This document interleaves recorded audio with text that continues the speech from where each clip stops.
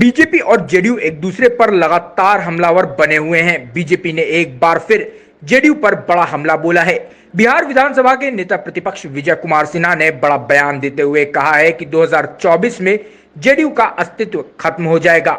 इस पार्टी का बिहार से सफाया हो जाएगा। आज से ही इसकी उल्टी गिनती शुरू हो गई है। जेडीयू नाम की पार्टी बिहार में अब नहीं रहेगी। बीजेपी नेता विजय कुमार सिन्हा ने लालू यादव और नीतीश कुमार पर बड़ा हमला बोला है। सोनिया गांधी से मुलाकात की चर्चा करते हुए उन्होंने कहा कि दिल्ली में हुई इस मुलाकात का एक फोटो तक जारी नहीं किया गया। दोनों नेता सोनिया गांधी से मिलकर निकले तो सही, लेकिन उनके चेहरे से खुशी गायब थी। लालू यादव और नीतीश कुमार याचक बनकर दिल्ली जा रहे हैं। उन्होंने कहा कि बिहार में भ्रष्टाचार का बोलबाला है। पुलिस प्रशासन में भ्रष्टाचार चरम पर है। भ्रष्टाचार को रोकने की कोशिश नहीं की जा रही है। हम जल्द ही इसका उजागर भी कर देंगे। गया में हत्या, समस्तीपुर और छपरा सहित कई जिलों में हो रही आपराधिक घटनाओं पर विजय कुमार सिन्हा ने दुख जताया। वहीं सरकार से भी यह पूछा है कि क्या यही सुशासन की सरकार है। बालू और दारू से बिहार में अराजकता फैली हुई है। बालू और दारू सत्ता में बैठे लोगों के संरक्षण में चल रहा है। सत्ता में बैठे लोग ही इसके सूत्रधार हैं। प्रदेश को अराजकता में झोंकने की कोशिश की जा रही है। एक बार आप भी सुन लीजिए कि क्या कुछ बोल रहे हैं नेता प्रतिपक्ष विजय कुमार सिन्हा। तो इस तरह के कई विषय आ रहे हैं जो मुख्यमंत्री के निर्देश के बाद भी लोक शिकायत निवारण के आदेश के बाद भी पालन नहीं करना, और नहीं पालन करने पर जैसे कोर्ट का आदेश का अवमानना होता है, तो क्या इस तरह के मंत्री, मुख्यमंत्री, जिलाधिकारी या सक्षम बॉडी के आदेश का पालन नहीं करने पर कार्रवाई की समीक्षा बिहार के अंदर कहीं पर होनी चाहिए और वो दिखाई पड़नी चाहिए।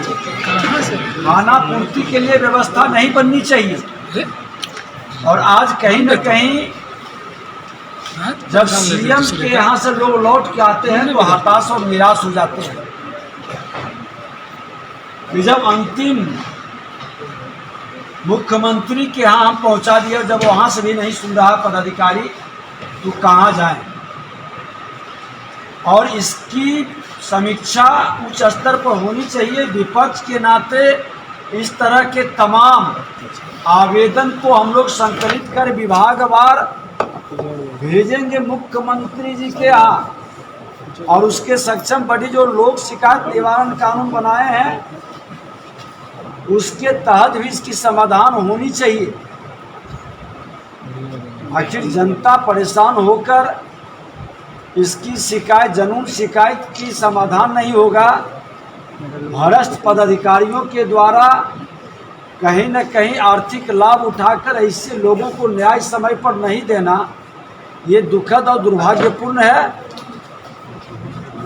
हम लोग जन कल्याण संवाद आज कई वर्षों से अपने क्षेत्र में भी कर रहे हैं, लगभग 12-13 वर्ष से कर रहे हैं, और कई शिकायत इस तरह की आती है। इसको गंभीरता से लेने की जरूरत है। और सभी माननीय विधायक अपने क्षेत्र में इस तरह के सरकार के आदेश, सक्षम बॉडी के द्वारा जो दिया गया निर्णय और जिले और प्रखंड के पदाधिकारियों के द्वारा अनुपालन नहीं करना, इसकी समाधान के लिए जरूर प्रखंड स्तर पर एक समीक्षा होनी चाहिए, और वो भी बॉडी हम बनाएंगे।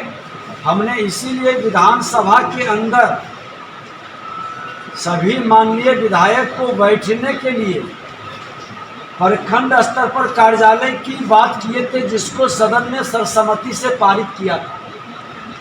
हम माननीय मुख्यमंत्री जी विधायकों का आप सम्मान बढ़ाना चाहते हैं और लोगों के शिकायत और भ्रष्टाचार को रोकना चाहते हैं, तो निश्चित तौर पर विधायकों को, जो विधायकी कार्य के लिए ही नहीं जनता के प्रति अपनी जिम्मेदारी का ईमानदारी से निर्वहन करे, वो सत्ता के विधायक हो या विपक्ष के विधायक हो, उसकी प्रखंड स्तर पर बैठने की व्यवस्था सुनिश्चित करें। उसका बंद होनी चाहिए।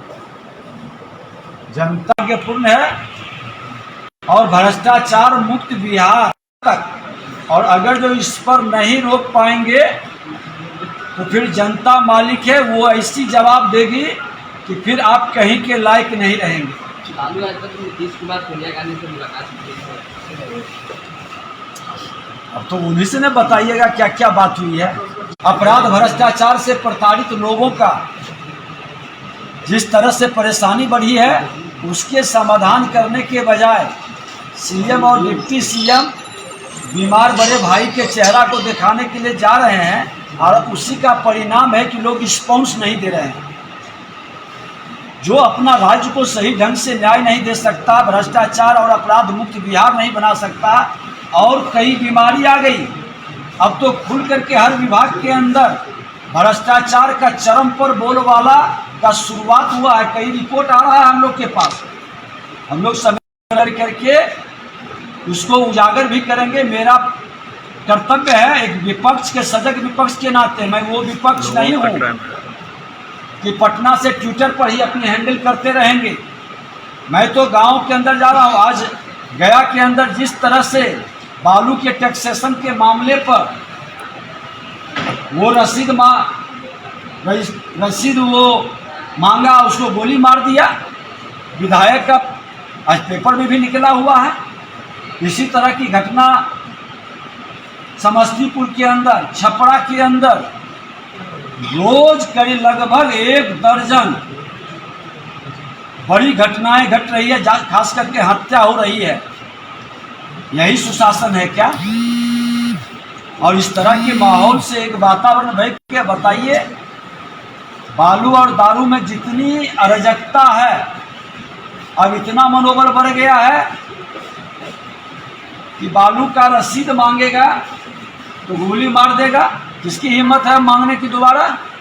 अवैध बालू का खनन, और इस तरह से खुल कर करके आज देखिए कि चालान नहीं देने पर, बालू का चालान नहीं देने पर विधायक के प्रतिनिधि गोली मार दिया। सरकार का एक आवाज नहीं आएगा। और ऐसे भी बालू और दारू किसके संरक्षण में चल रहा है? आप जिलावार इसका डिटेल निकालिए, पता चलेगा कि आज सत्ता में बैठे लोग ही मैक्सिमम इसके सूत्रधार हैं, इसके संरक्षक हैं, और ये अराजकता की ओर पूर्णतः ले जाने के लिए वातावरण को तैयार कर रहे हैं। लालन सिंह की अध्यक्षता में जो है जदयू ने सतर्कता अभियान निकाला है, देश बचाओ का नारा दे रहे हैं। लालन सिंह बयान दे रहे हैं और कह रहे हैं कि कई मंत्री झूठ बोलते हैं, एयरपोर्ट कहाँ बना है, सिर्फ झूठ बोलने के लिए बिहार आते हैं। गृह मंत्री के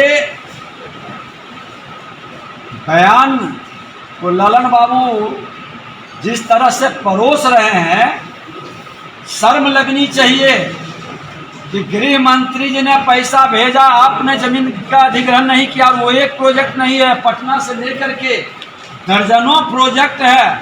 राज्य सरकार अपनी खामी को छुपा करके भरमाने का और बचाने का प्रयास करता है। आज गृह मंत्री जी ने जो काम किए हैं, और देश के प्रधानमंत्री जी पूरा देश नमन करता है, कश्मीर से लेकर कन्याकुमारी तक जितने बड़े बड़े समस्याओं का समाधान किया है। और सतर्कता अभियान किस चीज़ का? सतर्कता अभियान अपराधियों से, भ्रष्टाचारियों को सतर्क कर रहे हैं। अपराध बढ़ रहा है, भ्रष्टाचार बढ़ रहा है, क्या उसके लिए आप सतर्कता अभियान निकालते?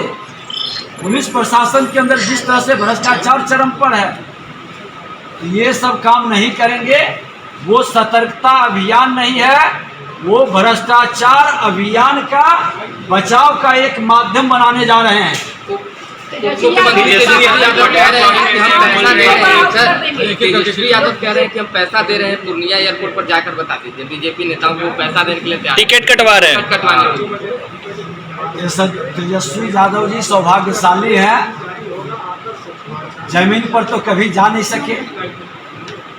समीक्षा जमीन पर जाके करते। आज स्वास्थ्य विभाग की जो स्थिति है, आज जो वातावरण बन रहा है, ये परिवर्तन थोड़ा दिखाते ना। जो पहले से चल भी रहा था, वो भी लचर व्यवस्था बनने जा रही है।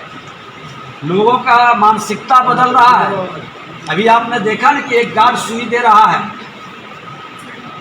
नर्स के बदले, डॉक्टर के बदले गार्ड सुई दे रहा है, जो अपनी व्यवस्था नहीं संभाल सकते हैं वो तुलना वहाँ कर रहे हैं जहाँ से देश संभाल रहा है, देश का नाम और देश का विश्वास बढ़ रहा है। 24 में सफाया करने की बात भी कर रही है जदयू, 24 में सफाया करने की बात कर रही है। बिहार में 40 में क्या होगा, लगा दिया जदयू 24 में नजर नहीं आएंगे। आप लोग नोट कर लीजिए, जदयू नाम की पार्टी ही समाप्त हो जाएगी। और आज से आप गिनती शुरू कर दें कि 24 में जदयू नाम की पार्टी नहीं। अगर आपको हमारा वीडियो पसंद आया हो तो इसे लाइक करें, सब्सक्राइब करें और साथ ही बेल आइकन दबाना ना भूलें।